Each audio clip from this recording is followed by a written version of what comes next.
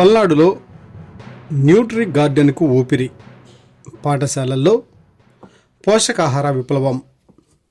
ప్రతి ఒక్కరికి పోషకాహార భద్రత కల్పించాలనే లక్ష్యంతో పాఠశాలల్లో న్యూట్రీ గార్డెన్స్ ఏర్పాటు కార్యక్రమం వేగవంతంగా కొనసాగుతుంది.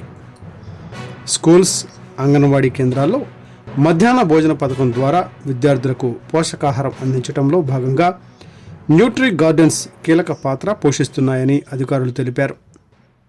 ఈ నేపథ్యంలో ఎస్పీపురం హై స్కూల్లో నిర్వహించిన న్యూట్రీ గార్డెన్స్ శిక్షణా కార్యక్రమంలో పల్నాడు విద్యాశాఖ అధికారి రామారావు, జిల్లా న్యూట్రీ ఆఫీసర్ కె అమలకుమారి, మండల విద్యాశాఖ అధికారి నాగేశ్వరరావు, ప్రధాన ఉపాధ్యాయులు, సిఆర్పీలు పాల్గొన్నారు.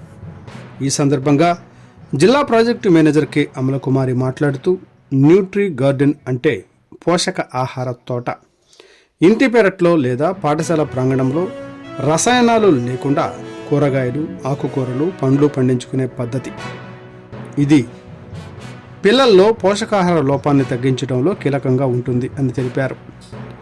న్యూట్రీ గార్డెన్స్ ద్వారా రోజువారీ ఆహారానికి అవసరమైన కూరగాయలు, ఆకుకూరలను సులభంగా పొందవచ్చని, ఖర్చులు తగ్గుతాయని, కుటుంబ ఆహార భద్రత పెరుగుతుందని వివరించారు.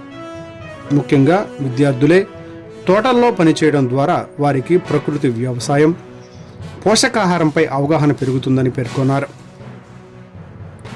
పాఠశాలల్లో ఖాళీ స్థలాలను వినియోగించి పెరటి తోటల ద్వారా లేదా స్థలం లేని చోట్ల మిద్దె తోటలు ఏర్పాటు చేయాలని సూచించారు. ప్రతిరోజు కనీసం అరగంట తోట పనిలో పాల్గొనడం ద్వారా ఆరోగ్యానికి మేలు జరుగుతుందని చెప్పారు. న్యూట్రీ గార్డెన్స్లో పూర్తి సేంద్రియ పద్ధతిలో ఎటువంటి పురుగు మందులు ఉపయోగించకుండా పంటలు పండించడం వల్ల విద్యార్థులకు ఆరోగ్యకరమైన ఆహారం అందుతుందని తెలిపారు.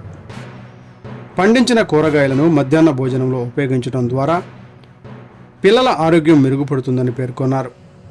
జిల్లా కలెక్టర్ కృతికా శుక్లా ఆదేశాల మేరకు ప్రతి పాఠశాలలో న్యూట్రీ గార్డెన్స్ ఏర్పాటు చేయాలని లక్ష్యంగా పెట్టుకున్నామని అధికారులు తెలిపారు.